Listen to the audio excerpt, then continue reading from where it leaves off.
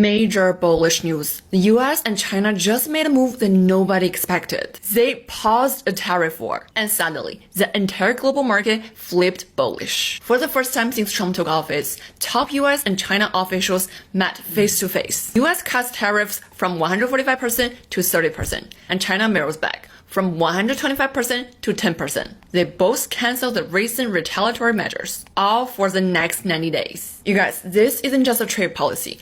This is global liquidity unlock. Stocks are ripping, gold dropped, and oil jumped. This could be the start of something big, with inflation pressures easing and the world's two biggest economies de-escalating. The foundation for a full-blown bull market is forming. Okay, let me know what you think in the comment section. And are you ready for the bull market? Trump's aggressive trade tactics toward China have ended in what analysts are calling a clear loss in the long-running trade war between the two economic superpowers. Trump pushed for renewed tariffs and stricter trade restrictions against China.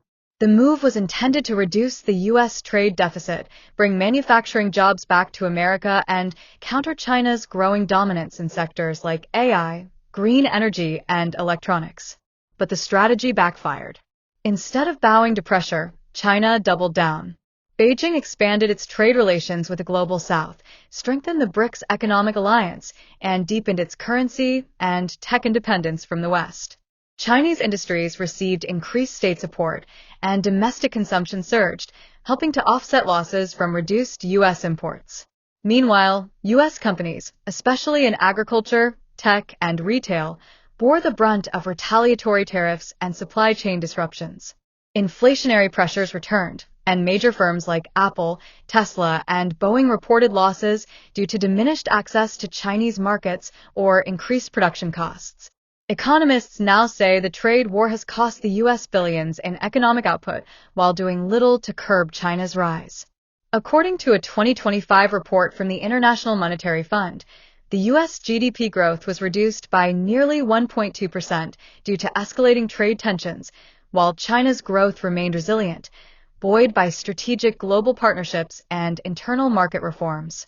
Trump's critics argue that his approach was based more on political bravado than economic logic, and that a multilateral strategy, working with allies like the EU, Japan, and India, might have been more effective in addressing concerns about China's trade practices. As of now, it appears that China has emerged stronger, more self-reliant, and increasingly seen as a leader of the Global South. The trade war, once touted by Trump as a pathway to America first, may be remembered instead as a costly geopolitical miscalculation. Right, so some big breaking news in the global economy. It was a situation that seemed to be spiralling, turning into a damaging trade war with global connotations. But the US and China have just agreed to slash tariffs on each other's goods for the next 90 days. And get this, the cuts are way bigger than anyone expected.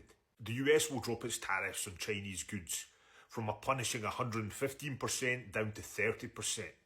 Meanwhile, China will cut tariffs on US goods to just 10%. Now 30% is still high, no doubt, but analysts are calling it manageable. This move is seen as a temporary pause, not a permanent peace treaty. But make no mistake, it's a serious de-escalation. So why now? In China, the pain is starting to show.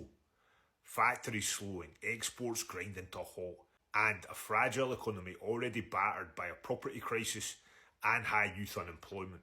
Beijing is worried, and today's statement from their Commerce Ministry, honestly, it's the friendliest tone we've heard in months. They're calling this a foundation to deeper cooperation. But there's a sting in the tail. China still blames the US for starting this, calling those tariffs unilateral increases. So what does this mean for you? Cheaper goods? Maybe. Lower inflation pressure? Possibly. But it's also a reminder that global power struggles hit your wallet fast. Watch this space. It's a 90-day pause. So potentially this isn't over yet, but a positive sign. The world's two largest economies and geopolitical rivals are willing to work together for each other's benefit once again. The tariffs came down to 30%! Yay! That still sucks, by the way. That sucks for any small business owner. I think it's called anchoring, when you come in and you have something really awful, like 145% tariff, and then you bring it down significantly to 30, and we should all be super grateful. it's still going to cost me $48,000 more than this shipment would have cost me 2 months ago. It's still awful. It still hurts my business. The fallout from Trump's failed trade strategy raises more questions than answers. As China cements its economic influence and the U.S. grapples with internal economic challenges, many are wondering, was the trade war ever winnable? Or was it a strategic illusion from the start, ignoring the interconnected nature of global supply chains? Did Trump underestimate China's long-term planning and resilience? While U.S. policy shifted with each election cycle, China seemed to play the long game, with state-backed industries, centralized coordination, and a growing domestic market. What role did American corporations play?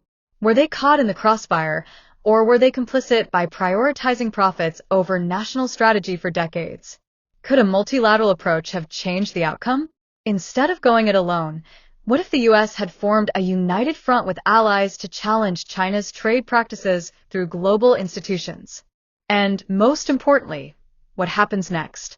With U.S. manufacturing still lagging, inflation persisting, and China gaining global ground, is the world heading toward a new economic order, one no longer centered around Washington? Some argue that the U.S. still holds the upper hand in innovation, military power, and global finance. Others believe that failing to adapt to 21st century geopolitics may leave the U.S. playing catch-up in a world increasingly defined by Asian-led alliances, digital currencies, and alternative trade systems. Whatever your stance, one thing is clear: the trade war wasn't just about tariffs and deficits. It was a battle over vision, influence, and the future of global leadership, and it's a battle still very much in progress.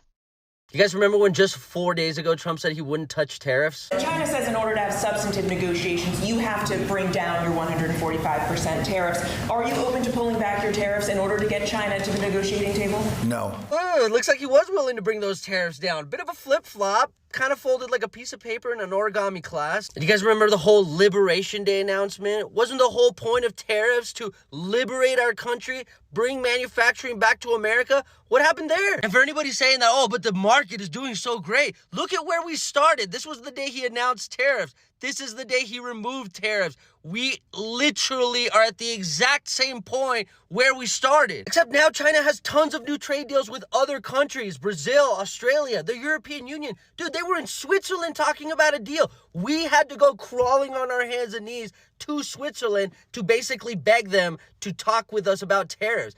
The president has made himself look so weak. He has made the country look so weak. He has put us in a terrible situation, and all so that we could be back at square one with the stock market. And guess what? People on the right are still out here going, we're winning. Idiocracy. I don't know who needs to hear this, but this trade deal with China is not a trade deal. It's a ceasefire for a war that we started. Trump lost us the trade war. I told you guys so. I had a lot of naysayers. Just look back a few weeks ago. My post about China is going to win the trade war. They won. Make no mistake, they won.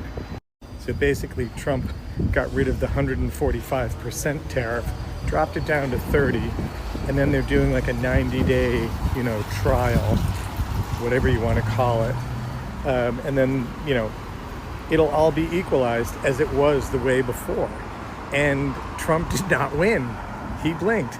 But he never wants to change anything right away because that's failure for him. So he's sort of easing his way into it. But China won the trade war. Go look back at my videos. And for all you naysayers, I told you so. China held all the cards.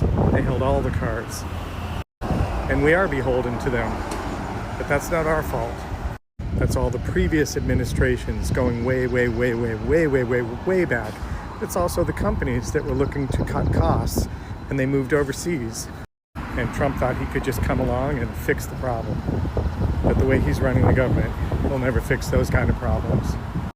As the dust settles on this chapter of U.S.-China tensions, one thing is undeniable.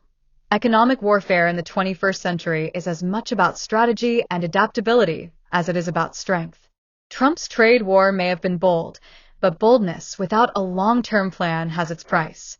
Whether the U.S. can recalibrate and respond effectively remains to be seen. Will the next administration learn from these missteps? Or is America destined to lose more ground in a world rapidly shifting toward multipolar power? We want to hear your thoughts. Do you think the US truly lost the trade war? Could this outcome have been avoided?